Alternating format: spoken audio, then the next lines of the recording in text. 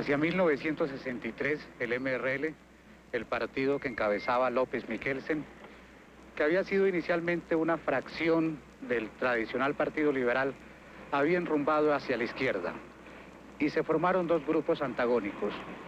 Uno, llamado la Línea Blanda, un poco al centro, que seguía considerándose una disidencia liberal, y otro, de extrema izquierda, inspirado fuertemente por el nacionalismo latinoamericano y por el castrismo, llamada la Línea Dura. En ese momento aparece Camilo. Sin embargo, esto no se puede captar totalmente si no se tiene en cuenta otro antecedente, que fue la huelga que se llevaron a cabo en la Universidad de Santander. Importante porque esa huelga, por decirlo así, reúne a los cuadros dirigentes que después van a engrosar la guerrilla, como es el caso de Arenas. Jaime Arenas era un dirigente estudiantil, fue el más destacado de los dirigentes de la lucha de la Universidad Industrial de Santander, la famosa huelga de la Universidad Industrial de Santander, que marca una etapa dentro del proceso revolucionario de Colombia. Después se vinculó a Camilo, fue de las personas en quienes más confianza tuvo Camilo, y al morir Camilo, él fue el jefe del movimiento del Frente Unido, hasta cuando se fue para el monte, como se dice. Allá en el monte se dio cuenta de que allá no se puede ser líder, de que los campesinos saben más que los intelectuales, de que hay que aprender de los campesinos y no enseñarles. Y ejemplo que había dado ya Camilo, según informaciones muy fidedignas que yo tengo.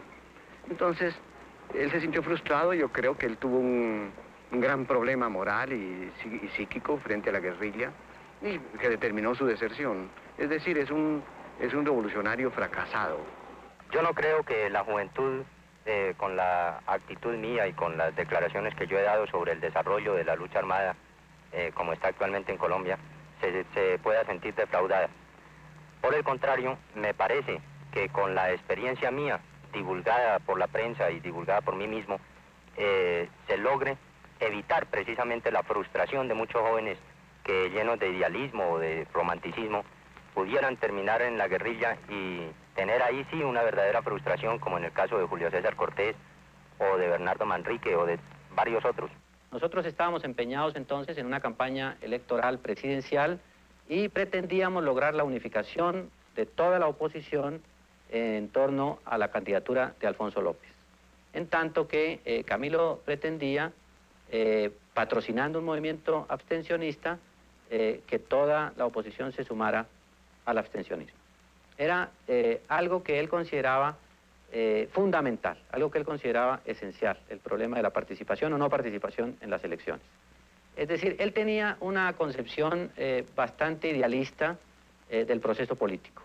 Él, digamos, dividía un poco a la humanidad entre los puros y los impuros, y consideraba que todo lo que fuera participar dentro del proceso electoral, de tener alguna vinculación con el proceso político de los partidos, era ya una señal de impureza. En esa época, Camilo no militaba en la política, porque él no tuvo ese propósito inicial.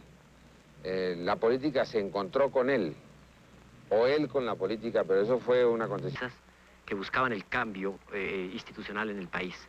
Esa misma simpleza, esa misma sencillez de la plataforma hizo que muchos la malinterpretaran o la combatieran. Camilo tuvo que vencer la resistencia de sus amigos para poder invitar al Partido Comunista. Y yo, que era miembro del Partido Comunista, del Comité Ejecutivo Central, tuve que vencer también algunas resistencias dentro del Partido Comunista a incorporarse o aceptar la invitación de Camilo de participar en el Frente Unido. Cuando ya estaba en marcha el Frente Unido, nosotros tuvimos una discusión con él y él nos planteaba muy seriamente que él no era marxista, que él era un sacerdote católico convencido y como cristiano estaba metido en las luchas revolucionarias, porque creía que esa era la labor de cualquier buen cristiano. Inclusive nos decía que él creía en las teorías económicas de los marxistas y en las soluciones económicas de los marxistas, pero que él tenía una pelea planteada con los marxistas, y era alrededor de la existencia de Dios, que él consideraba que una vez la sociedad cambiada en el plano económico y toda la gente pues con una situación más o menos igual, pues la fe católica sería una cosa imperante. No era un marxista, pero estaba en camino de convertirse en un marxista. Si Camilo hubiera vivido un tiempo más, aplicando su propia experiencia en la lucha social, se hubiera convertido en un marxista. Yo creo sinceramente que entre el marxismo y el cristianismo hay una serie de puntos comunes, tanto desde el punto de vista económico, social y político, como aún desde el punto de vista filosófico. Un periodo difícil en las relaciones de Camilo con la Iglesia, y yo tuve oportunidad de seguirlo muy de cerca por la posición que en ese momento estaba yo ocupando en la curia como canciller y al mismo tiempo como delegado de pastoral. Camilo se lanzó directamente ya a la vida política propiamente dicha.